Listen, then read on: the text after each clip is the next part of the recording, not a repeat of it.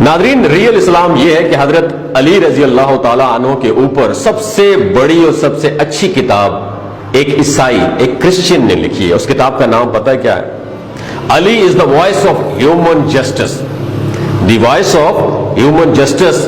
یہ کتاب کون لکھ رہا ہے؟ ایک کرسچن لکھ رہا ہے. کیوں لکھ رہا ہے؟ واقعہ بھی سن لیجئے. اس نے خود لکھا ہے کہ میں نے حضرت علی رضی اللہ تعالیٰ عنہ کی ذات سے بہت کچھ میں نے سیکھا ہے، بہت انسپائرڈ ہوا. اس نے ایک بہترین کتاب لکھی ہے. ایسی کتاب ابھی تک کوئی نہیں لکھ پایا. اس شخص کا نام ہے جارج، اور یہ لبنانی عیسائی ہے. آپ نے گوگل کرنا ہے، گوگل پہ جا کے اسی کمپلیٹ ریسرچ موجود ہے. اس نے خود لکھا کہ میں نے کتاب لکھی مگر میرے پاس پیسے نہیں تھے، میں اسے پبلش نہیں کرا سکتا تھا. کچھ ٹائم بعد میں چرچ میں گیا، میں چرچ میں بیٹھا ہوا تھا، غمگین بیٹھا ہوا تھا. چرچ کے فادر میرے پاس آئے، انہوں نے کہا تم اس طرح اداس کیوں بیٹھے ہوئے ہو؟ تو میں نے انہیں بتایا کہ فادر میں نے ایک کتاب لکھی ہے، پبلش کرنے کے لیے میرے پاس پیسے نہیں ہیں. تو انہوں نے کہا کتنے پیسے چاہیے آپ کو، اور کتاب کیسی ہے، کس موضوع پہ کتاب ہے، کانٹینٹ کیا ہے کتاب کا؟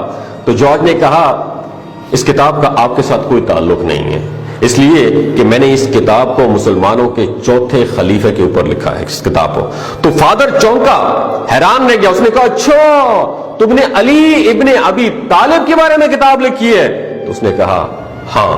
تو وہ گئے، فادر گئے، اور جتنے پیسے چاہیے تھے اٹھا کر جارج کو ہاتھ میں تھما دیے، اور انہوں نے کہا فادر یہ تو بتائیے کہ آپ علی کے لیے کتاب چھپوانے کے لیے پیسے دے رہے ہیں، اس کی وجہ کیا ہے، ایسا کیوں کر رہے ہیں؟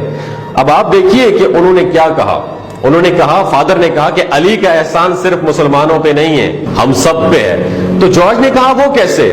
تو انہوں نے بتایا کہ میں ایک واقعہ بتاتا ہوں کہ جب کوفے میں حضرت علی رضی اللہ تعالیٰ عنہ آئے تو کرسچین کا ایک گروہ آیا اور ان کے پاس آ کر وہی سوال کیا جو آج ہر جگہ مائنورٹی میجورٹی سے سوال کرتی ہے. سوال یہ تھا، سب سے اہم سوال ہے، آج بھی یہ سوال اہم ہے دوستو، دماغ کی کھڑکیوں کھول کے سنیے گا. ہر مائنورٹی میجورٹی سے یہ سوال کر رہی ہے کہ آپ کی حکومت میں ہمارا کیا حق ہے، کہ آپ کی حکومت میں ہمارا کیا حق ہے. اب علی کا جواب سنیے. حضرت علی رضی اللہ تعالیٰ عنہ کا جواب کتنا اہم جواب ہے. علی کا جواب وہ جواب ہے جو زمانہ قیامت تک جاری رہے گا، اور اسی جواب سے سمجھ سکیں گے کہ اسلام کا مزاج کیسا ہے. اب علی یہ کہہ دیتے کہ تمہاری جان، مال، عزت، آبرو اتنی اہم ہے جتنی مسلمانوں کی ہے، تو یہی سب سے بڑا جواب تھا. کیونکہ حضرت علی رضی اللہ تعالیٰ عنہ کوئی ڈیموکریٹک بادشاہ نہیں تھے. حضرت علی رضی اللہ تعالیٰ عنہ پورے پاور کے ساتھ، طاقت کے ساتھ خلیفہ بنے ہوئے تھے. ان کو ان کی زندگی میں اب کوئی ہٹانے والا نہیں تھا.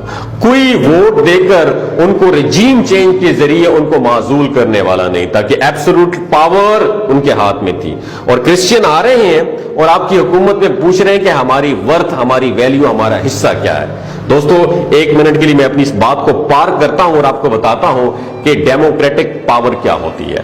ڈیموکریٹک پاور وہ ہوتی ہے جو 5 سال کے لیے کسی بھی انسان کو دی جا سکتی ہے، جو پبلک بناتی ہے اور وہی پبلک ہٹا بھی سکتی ہے. یعنی حکومتیں لاتی بھی ہیں پبلک اور پبلک ہٹاتی بھی پبلک ہی ہے اس کا عہدہ. لیکن حضرت علی رضی اللہ تعالی عنہ کو ہٹانے والا کوئی بھی نہیں تھا، کیونکہ وہ جو خلیفہ تھا وہ آخری زندگی کے آخری وقت تک خلیفہ ہی رہنے والا تھا. حضرت علی رضی اللہ تعالی عنہ نے پہلے تو یہ کہا کہ تمہاری جان، مال، عزت، آبرو اتنی ہی اہم ہے جتنی مسلمانوں کی. اس کے بعد اگلا جملہ سنیے، وہ یہ تھا جو اصل جملہ ہے کہ اگر تم میں کوئی ڈسپیوٹ ہوگا، کوئی تنازع ہوگا، تو اس کا فیصلہ میں انجیل سے کروں گا. یہودیوں میں کوئی تنازع، کوئی ڈسپیوٹ ہوگا تو اس کا فیصلہ میں تورات سے کروں گا. اور ہاں مسلمانوں کا کوئی ڈسپیوٹ یا کوئی تنازع ہوگا تو اس کا فیصلہ میں قرآن سے کروں گا. تمہارا فیصلہ تمہاری کتابوں کے ذریعے کروں گا، اپنی کتاب کے ذریعے سے نہیں کروں گا. اتنا میں حق دے سکتا ہوں. تو میں کہتا ہوں کہ وہی اسلامی مسند پر بیٹھنے کا حقدار ہے جو عیسائیوں کا فیصلہ انجیل سے کر سکتا ہو، اور یہودیوں کا فیصلہ تورات سے کر سکتا ہو، اور مسلمانوں کا فیصلہ قرآن سے کر سکتا ہو. دوستو حضرت علی رضی اللہ تعالی عنہ کے بارے میں انصاف کی یہ مثال آپ کو کیسی لگی؟